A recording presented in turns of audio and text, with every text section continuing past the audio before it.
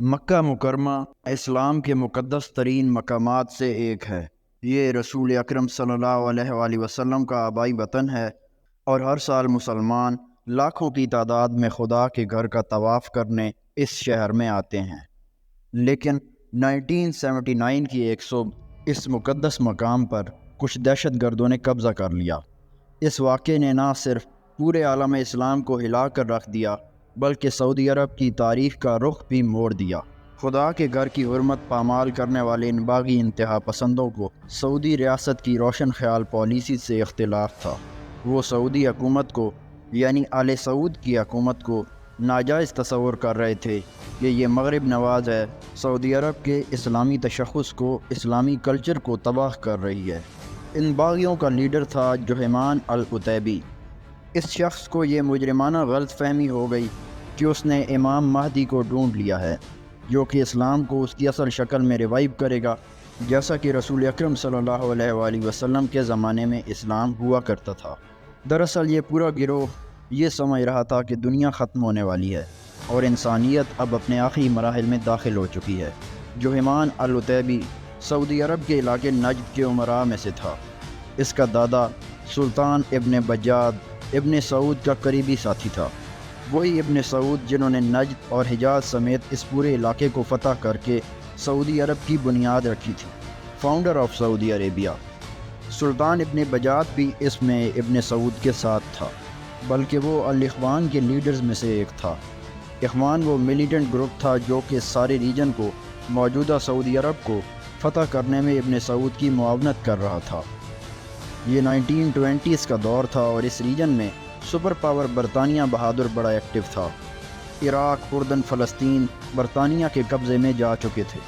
ابن سعود نے برطانیہ سے معاہدہ کر لیا کہ وہ ان کے علاقوں میں ریڈ نہیں کرے گا اگر برطانیہ اس کی سعودی ریاست کو تسلیم کر لے تو۔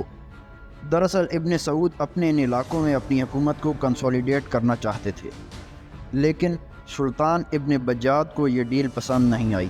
وہ اس ڈیل کو، برطانیہ کے ساتھ اس ڈیل کو گناہ سمجھ رہا تھا۔ اس نے ابن سعود کے خلاف بغاوت کر دی۔ یہ بغاوت ناکام ہوئی اور اس سے بعد میں پھر قتل کر دیا گیا۔ اب اسی سلطان ابن بجاد کے پوتے جوہیمان العتیبی کو بھی سعودی حکومت گنہگار لگ رہی تھی، کیونکہ 1960s میں شاہ فیصل کے دور حکومت سے سعودی گورنمنٹ رفتہ رفتہ روشن خیال پالیسی اڈاپٹ کر رہی تھی۔ سعودی عرب کی آئل فیلڈز میں امریکی موجود ہوتے، ان کی حفاظت پر امریکی فوجی معمور ہوتے، ملک میں ٹورسٹ آ رہے تھے، خواتین پر پابندیاں بھی کوئی بہت سخت نہیں تھیں، ایک اوورال لبرل اسٹیٹ کرافٹ کو فالو کیا جا رہا تھا۔ سعودی عرب میں ٹیلی ویژن بھی آ چکا تھا جس پر سعودی اسٹیبلشمنٹ نے کافی احتجاج بھی کیا۔ سعودی عرب کی اسٹیبلشمنٹ مطلب سعودی عرب کے سختگیر مذہبی علماء۔ ان علماء کا بہت اثر و رسوخ تھا ریاستی معاملات میں۔ شاہ فیصل نے بڑی مہارت سے ان کے ساتھ بارگیننگ کر کے ان کو اپنے کنٹرول میں کیا ہوا تھا۔ 1975 میں 1975 میں شاہ فیصل کے قتل کے بعد بھی سعودی حکومت کی لبرل ٹریجیکٹری جاری رہی، لیکن سعودی مذہبی اسٹیبلشمنٹ کو یہ سب کچھ بالکل پسند نہیں آ رہا تھا۔ جوہیمان العتیبی کو بھی یہ سب بالکل پسند نہیں آ رہا تھا، اس نے 1977 میں سعودی خاندان کے خلاف شدید احتجاج شروع کر دیا۔ اسے اس وقت گرفتار بھی کر لیا گیا، لیکن پھر کچھ عرصے بعد اسے جیل سے رہائی مل گئی۔ لیکن کہا جاتا ہے کہ جیل میں اس کی ملاقات ایک اور ہم خیال سے ہو گئی، محمد عبداللہ القحطانی۔ جوہیمان نے اسے کنونس کر لیا کہ خدا نے اسے خواب میں ایسے اشارے دیے ہیں کہ وہ یعنی القحطانی ہی مہدی ہے، اور یہ اس کی ذمہ داری ہے کہ وہ آل سعود کی حکومت کا تختہ الٹ کر پوری دنیا کے ظالموں کے خلاف جہاد کرے۔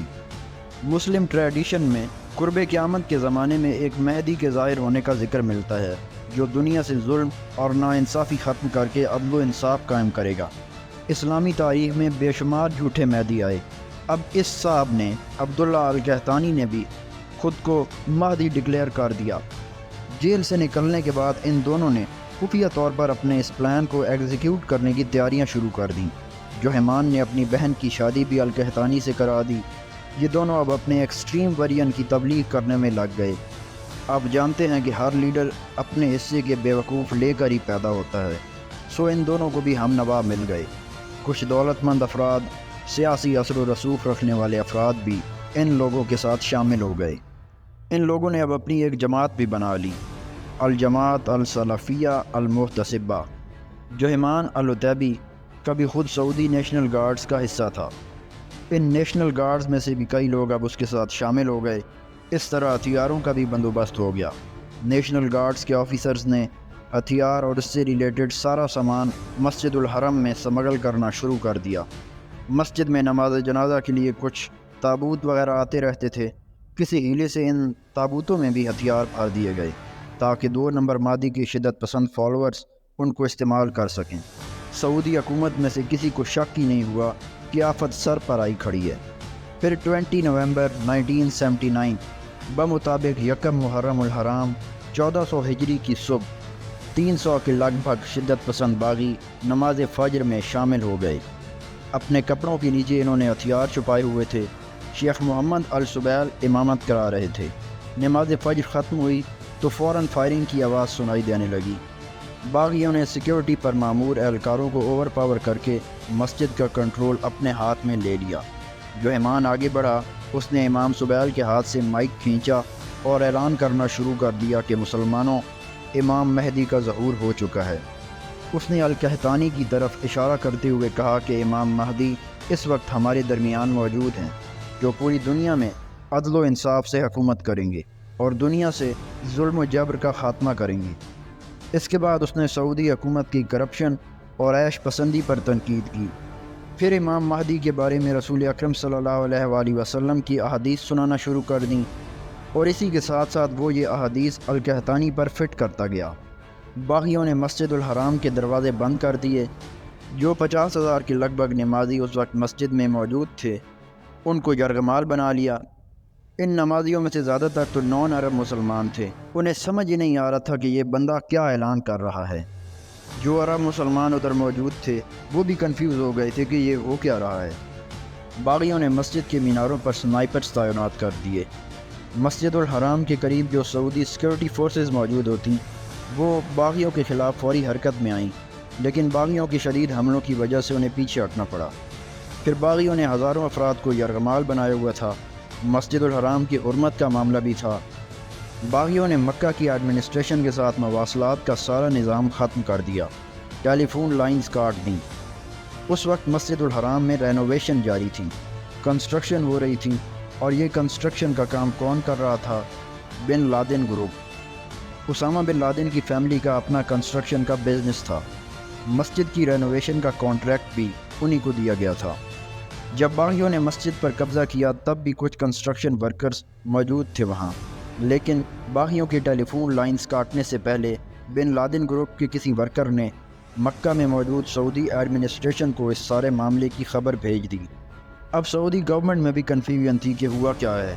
اس وقت ولی عہد پرنس فہد اور سعودی نیشنل گارڈز کے سربراہ پرنس عبداللہ بیرون ملک دوروں پر تھے۔ سعودی عرب کے کنگ شاہ خالد نے وزیر دفاع پرنس سلطان اور سعودی انٹیلیجنس کے سربراہ پرنس ترکی بن فیصل کو اس کرائسس سے نبٹنے کی ذمہ داری سونپی۔ سعودی گورنمنٹ نے پہلے تو اس معاملے کو چھپانا چاہا، لیکن جب افواہیں نکلنا شروع ہو گئیں تو گورنمنٹ کو آفیشلی اناؤنس کرنا پڑا کہ کچھ باغیوں نے کعبے کو یرغمال بنا لیا ہے۔ اس وقت تک ٹیرورسٹ، دہشت گرد ایسے الفاظ ابھی مین سٹریم میں نہیں آئے تھے، سعودی حکومت ان شدت پسندوں کو باغی ڈکلیئر کر رہی تھی۔ اسی سال 1979 کے سٹارٹ میں ایران میں انقلاب آیا تھا، اور انقلاب اپنے ساتھ لایا تھا آیت اللہ خمینی کو۔ اس کے بعد سے آیت اللہ شاہی ایران اور امریکہ کے خارجی تعلقات بالکل زیرو لیول پر جا چکے تھے۔ دونوں ایک دوسرے کو دشمن تصور کر رہے تھے۔ اب مسجد الحرام کے قبضے کے بعد امریکہ نے ایران پر الزام لگانا شروع کر دیا کہ یہ سب ایران کی سازش ہے، اور ایران میں آیت اللہ کو اس سب میں امریکی اور اسرائیلی سازش دکھنے لگی۔ آیت اللہ ایک انقلابی لیڈر تھے اور مسلم دنیا میں انہیں عزت کی نگاہ سے دیکھا جاتا تھا۔ جب انہوں نے امریکی اور اسرائیلی سازش کا ذکر کیا تو پورے عالم اسلام میں امریکہ اور اسرائیل مخالف احتجاج شروع ہو گئے۔ بنگلہ دیش، ترکی، پورے عرب ورلڈ میں، پورے عالم اسلام میں اسرائیل اور امریکہ مخالف احتجاج شروع ہو گئے۔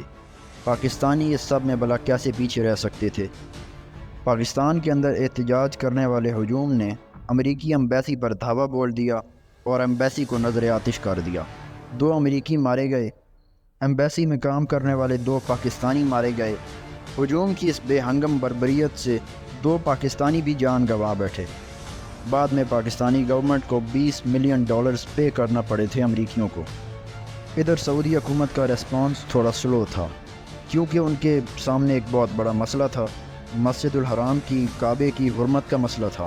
مسجد حرام میں وائلنس ویسے بھی ممنوع ہے، فوجی آپریشن کی وجہ سے کہیں کعبہ ڈیمیج نہ ہو جائے، ان سب باتوں پر کافی سوچ وچار ہو رہی تھی۔ سعودی حکومت نے مذہبی علماء سے فتویٰ مانگا ملٹری آپریشن کے حق میں۔ کئی مذہبی علماء نے تو فتویٰ دینے سے ہی معذرت کر لی کہ کہیں یہ شخص واقعی مہدی نہ ہو۔ علماء کو ڈر تھا کہ اگر ایسا ہوا تو ہمیں مہدی کے خلاف فتویٰ دینے والوں کے طور پر یاد رکھا جائے گا۔ کچھ اور علماء نے، جن میں سعودی عرب کے بہت بڑے عالم دین عبداللہ بن باز بھی شامل تھے، ان لوگوں نے بالآخر 23 نومبر کو فتویٰ دے دیا۔ اب ان علماء کا ماننا یہ تھا کہ یہ کیسا مہدی ہے جس نے کعبے کی حرمت کو پامال کر دیا ہے، جس نے کعبے کو یرغمال بنا لیا ہے، جس نے حرم میں معصوم لوگوں کا خون بہایا ہے اور مسلمانوں کو ہی یرغمال بنا لیا ہے۔ لیکن پھر بھی ان علماء نے جوہمان اور اس کے انتہا پسند ساتھیوں کو باغی اور مسلح گروہ کہنے پر ہی اکتفا کیا، انہیں گمراہ یا خارجی نہیں ڈکلیئر کیا۔ اس سب کے ساتھ ہی علماء نے سعودی ملٹری کو یہ نصیحت بھی کر دی کہ کوشش کریں کہ صرف فلیش بینگ اور ہلکے پھلکے ہتھیار استعمال کرنے پڑیں۔ اس سچویشن میں یہ نصیحت بالکل ہی ناقابل عمل تھی۔ اب سعودی مذہبی اسٹیبلشمنٹ نے سعودی حکومت کو ملٹری آپریشن کنڈکٹ کرنے کے لیے گرین سگنل دے دیا۔ سعودی حکومت نے اب آپریشن کے لیے اپنے فوجیوں کو اور نیشنل گارڈز کو اٹیک کرنے کا حکم دے دیا۔ فائٹ شروع ہو چکی تھی۔ دہشت گرد مسجد کے اندر پڑی قالینوں کو جلا کر آگ لگا رہے تھے تاکہ اسموک کی وجہ سے انہیں کیموفلاج ایفیکٹ مل جائے، باہر سے کوئی ان کی حرکت کو نوٹس نہ کر سکے۔ سعودی فورسز نے سب سے پہلے تو میناروں پر جو سنائپر تعینات تھے ان کو ایلیمنیٹ کیا۔ اس کے بعد مسجد کے صحن کے اندر فائرنگ کا تبادلہ ہوتا رہا۔ 2 نمبر مہدی القحطانی بھی فائرنگ کی زد میں آیا، لیکن گولیاں اسے چھو کر گزر گئیں۔ اس وجہ سے اسے خود پر اور بھی یقین ہو گیا کہ وہ واقعی مہدی ہے۔ سعودی فورسز نے بالآخر باغیوں کو دیوار سے لگا دیا۔ باغی اب مسجد الحرام کی بیسمنٹ میں جا کر چھپنے لگے۔ بیسمنٹ کافی کشادہ تھی، اس میں کئی کمرے تھے، بلکہ کمروں کا ایک پورا نیٹ ورک تھا۔ یہاں سے ان باغیوں نے چھپ کر اندر آنے والے سعودی ٹروپس پر فائرنگ کرنا شروع کر دی۔ لیکن اب باغی اپنے انجام کے قریب جا رہے تھے، ان کے پاس کھانے پینے کا سامان بھی ختم ہو رہا تھا۔ ادھر مسجد کے صحن میں لاشوں کے ڈھیر پڑے تھے۔ سعودی فورسز کو بھی اب مشکلات پیش آ رہی تھیں کہ مسجد کی بیسمنٹ سے کیسے صفایا کیا جائے ان دہشت گردوں کا، کیونکہ بیسمنٹ میں کئی کمرے تھے اور دہشت گرد ان کمروں میں چھپ کر ادھر ادھر پھیل چکے تھے۔ اب سعودی گورنمنٹ نے 2 کام کیے۔ ایک یہ کہ شاہ خالد نے پاکستان میں جنرل ضیاء الحق سے مدد کی درخواست کی کہ وہ فوجی مدد پرووائڈ کریں۔ جنرل ضیاء نے پاکستانی SSG کمانڈوز کا ایک دستہ سعودی عرب روانہ کر دیا۔ ان SSG کمانڈوز نے مکہ مکرمہ پہنچ کر ان دہشت گردوں کا مقابلہ شروع کر دیا۔ سعودی گورنمنٹ نے دوسرا کام یہ کیا کہ فرانسیسی انٹیلیجنس سے درخواست کی کہ وہ اس آپریشن میں مدد فراہم کریں، اپنی آپریشنل ایکسپرٹیز فراہم کریں۔ فرانس نے اپنے 3 اسپیشل آفیسرز بھیجے سعودی عرب۔ یہ تینوں آفیسر فرانس کی ایلیٹ پولیس سروس GIGN کا حصہ تھے۔ اس کے بعد کی کہانی کے 2 ورژنز ہیں۔ مکہ میں آپ جانتے ہیں کہ غیر مسلموں کا داخلہ ممنوع ہے۔ ایک ورژن تو ہسٹورین لارنس رائٹ کا ہے کہ ان تینوں آفیسرز کو رسمی طور پر اسلام قبول کرایا گیا اور اس کے بعد انہیں مکہ کے اندر داخل کیا گیا۔ لیکن اس کہانی کا ایک دوسرا ورژن بھی ہے کہ فرانسیسیوں نے مکہ سے باہر ہی سعودیز کو ٹرین کیا اور پھر انہیں ساری پلاننگ اور ایکسپرٹیز مہیا کی کہ وہ کس طرح آگے پلان کو ایگزیکیوٹ کریں۔ خود اندر نہیں گئے، یہ فرانسیسی آفیسرز خود مکہ کے اندر نہیں گئے۔ خیر جو بھی ورژن صحیح ہو، ان کا پلان بڑا زبردست تھا اور سمپل تھا۔ اس منصوبے کے تحت ہی مسجد کے صحن سے بیسمنٹ کے اندر سوراخ کیے گئے، پھر ان سوراخوں سے بیسمنٹ میں گرنیڈز پھینکے گئے۔ فرانسیسی اپنے ساتھ اسپیشل ٹیئر گیس لائے تھے۔ یہ گیس اب ان سوراخوں سے بیسمنٹ کے اندر چھوڑ دی گئی۔ یہ طریقہ کامیاب ہوا۔ اب باغیوں کی ہمت مکمل طور پر جواب دے گئی۔ اپنی جان بچانے اور دردناک موت سے بچنے کے لیے انہوں نے سرنڈر کر دیا۔ سعودی فورسز نے انہیں گرفتار کر کے بیسمنٹ سے باہر نکالنا شروع کر دیا۔ اس ساری کارروائی میں 2 نمبر مہدی القحطانی ہلاک ہو گیا، جبکہ جوہیمان اور اس کے 68 زندہ بچ جانے والے پیروکار گرفتار ہو چکے تھے۔ یہ پورا واقعہ تقریباً 2 ہفتے جاری رہا۔ اس کے بعد جنوری 1980 میں ان سب کو سعودی عرب کے مختلف شہروں میں پبلکلی ایگزیکیوٹ کر دیا گیا۔ اس واقعے نے سعودی عرب کا رخ موڑ دیا۔ سعودی اسٹیٹ اور سوسائٹی جو کہ پہلے لبرل ہو رہی تھی، اب انہوں نے کنزرویٹو سٹانس اپنا لیا۔ اس کی ایک خاص وجہ یہ ہے کہ مسجد الحرام پر حملے کے لیے سعودی حکومت کو سعودی اسٹیبلشمنٹ یعنی کہ سعودی علماء سے فتوے کی ضرورت تھی۔ سعودی علماء نے موقع غنیمت جان کر فتویٰ دینے سے پہلے سعودی حکومت کے سامنے کچھ شرائط رکھ دیں۔ سعودی حکومت نے ان شرائط کو مان لیا۔ اب اس سارے واقعے کے بعد سعودی حکومت یہی شرائط امپلیمنٹ کر رہی تھی۔ یہ شرائط تھیں کیا؟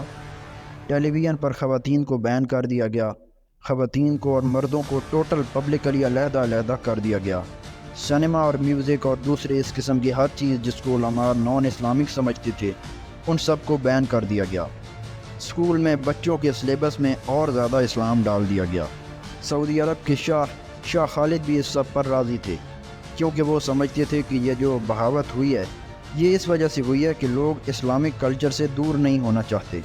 ایسی بغاوت دوبارہ نہ ہو، اس چیز کو انشور کرنے کا ایک ہی طریقہ ہے کہ اور زیادہ اسلام نافذ کیا جائے، مور اسلام۔ یہ شاہ خالد کا ریشنل تھا۔ MBS محمد بن سلمان جو کہ آج اس وقت سعودی عرب کے ولی عہد ہیں، وہ بھی کہہ چکے ہیں کہ 1979 کے واقعے کے بعد سعودی گورنمنٹ نے بہت شدید قسم کی کنزرویٹو پالیسیز اپنائیں۔ بلکہ محمد بن سلمان تو یہ بھی کہتے ہیں کہ 1979 کے اس مکہ کے محاصرے سے پہلے باقی عرب ممالک کی طرح ہم سعودیز بھی اپنی زندگی بڑے نارمل طریقے سے گزار رہے تھے۔ عورتوں کی ڈرائیونگ پر کوئی پابندی نہیں تھی، سوسائٹی لبرل ہو رہی تھی۔ پھر اس واقعے نے سب کچھ بدل دیا۔ اس طرح سعودی حکومت نے جوہیمان العتیبی کا جو بنیادی خواب تھا، جو اس کا بنیادی مقصد تھا، وہ پورا کر دیا۔ وہ بھی یہی چاہتا تھا کہ سعودی عرب کے اندر سوسائٹی میں جو مغربیت آ رہی ہے یہ ختم ہو اور اسلامی کلچر کو فالو کیا جائے۔ یہ مقصد تو اب انڈائریکٹلی اچیو ہو چکا تھا۔ ایک اور بات، پاکستان میں یہ بھی سمجھا جاتا ہے کہ میجر پرویز مشرف پاکستانی کمانڈوز کو لیڈ کر رہے تھے۔ یہ ایک بالکل ہی بے بنیاد بات ہے۔ 2006 میں جنرل پرویز مشرف کی آٹو بایوگرافی منظر عام پر آئی، ان the line of fire.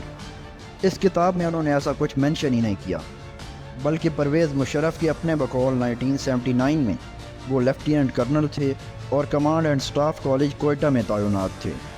Major Pervez Musharraf کا شامل ہونا کعبہ کی بازیابی میں یہ ایک جھوٹی کہانی ہے۔ پرویز مشرف نے خود بھی یہ بات کبھی نہیں کی، حالانکہ وہ ایک سیاستدان تھے۔ کم از کم 1999 کے بعد سے تو وہ ایک کنفرم سیاستدان تھے، اور آپ جانتے ہیں کہ سیاستدانوں کو چھوٹی چھوٹی باتوں پر بھی کریڈٹ لینے کا کتنا شوق ہوتا ہے۔ لیکن پرویز مشرف صاحب نے تب بھی ایسی کوئی بات نہیں کی کہ وہ اس وقت 1979 والے آپریشن میں شامل تھے۔